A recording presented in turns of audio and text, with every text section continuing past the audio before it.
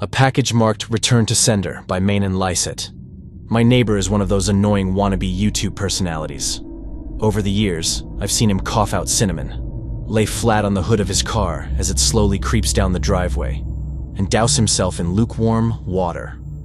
All the while screaming epic win, epic fail, or fuck, epic maintenance of the status quo for all I know. It can get tiring to watch him go about his shenanigans in the pursuit of viral fame. So, when he knocked on my door the other day, told me he was going away for a few weeks, and asked that I get his mail, honestly, it was a relief.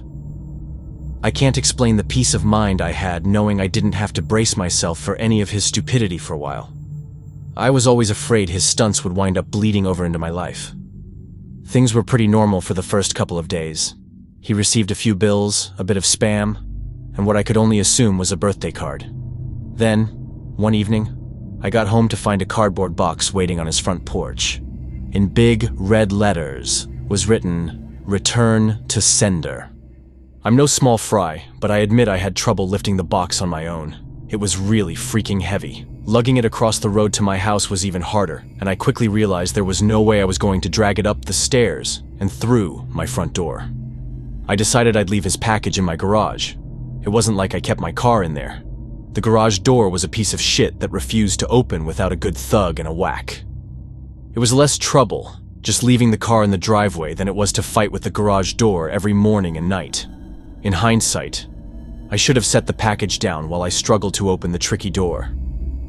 But you know how it is when you've got a good grip on something. No point in setting it down if you don't have to.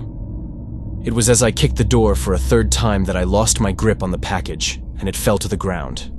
I heard a light crack inside. Shit, I cursed. I hoped I hadn't broken anything important, but figured I just wouldn't tell my neighbor about it and let him assume the break happened en route. Hands-free, I finally managed to get the garage door unstuck, and boy did it screech in protest as it rolled up and over me. I dragged the box the rest of the way, setting it in the corner for whenever my neighbor would come back to claim it. And then, I forgot all about it. Until a few days passed, that is.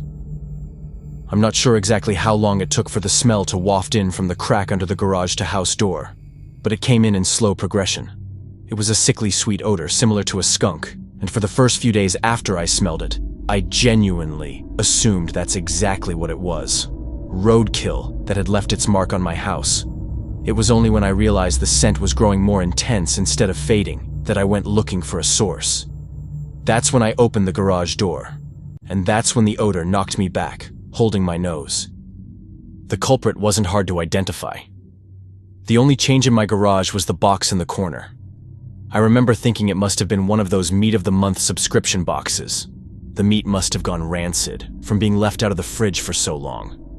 How much meat could have been in there for the box to have been so large and heavy? An entire freaking cow?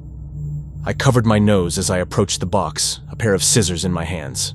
I probably wouldn't have needed them to open it, as it had become soggy enough at the bottom to poke through with a finger. But I wasn't about to poke my finger into spoiled meat juices. That soggy bottom was the reason I had to open the box in the first place. If I tried to drag it out whole, everything would spill onto the floor. I was going to have to dump the pieces of meat, one garbage bag at a time, and take them down to the dumpster, a process I wasn't looking forward to. My scissors tore through the tape along the top of the cardboard box. I thought the smell couldn't get any worse, but as I flipped the flaps open, I discovered a whole new gamut of stink. It was like opening a burning oven, but instead of a heat wave, I was met with waves of piss, sweat, shit, and putrefaction. It was so bad that I staggered back and had to force down the puke begging to guzzle out of me. I don't think I could have handled that scent, mingling with the horrors coming out of the box. I'm not ashamed to admit I ran out the door for a breath of fresh air. But in the short time I'd spent in the garage, the smell had become so ingrained in the fabric of my clothes that it clung to me like a shadow. Nothing I tried could keep the smell out of my nostrils. Not air fresheners, not a face mask, not 3 showers and a change of clothes. Every second that box lay open in my garage was another second the smell was allowed a foothold into my home. I had to bite the bullet. I returned to the garage, the flaps of the box still open as though inviting me to look. I was prepared.